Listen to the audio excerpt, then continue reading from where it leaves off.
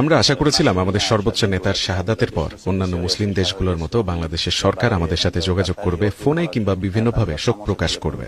এমনকি আমাদের শিক্ষার্থী, সামরিক কর্মকর্তাদের যারা নিহত হয়েছে তাদের স্মরণ আমরা দূতাবাসে শোক বইয়ে রেখেছিলাম, তাতে স্বাক্ষর করবে এবং আমেরিকার হামলার নিন্দা জানাবে। কিন্তু শুধু বাংলাদেশের জামায়াতের আমির আমাকে ফোন করেছে এবং হামলার নিন্দা জানিয়েছে। আমাদের সহানুভূতি জানিয়েছেন এবং এর বাইরে কেউ আমাদের সাথে যোগাযোগ করেনি। বন্ধু রাষ্ট্র হিসেবে বাংলাদেশের কাছে আমরা এটা প্রত্যাশা করি।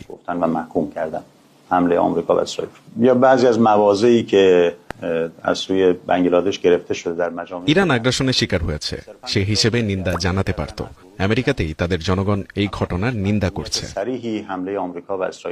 যুদ্ধ একদিন শেষ হয়ে যাবে, কিন্তু বিভিন্ন দেশের আমাদের সাথে করা আচরণগুলো আমাদের মনে থাকবে।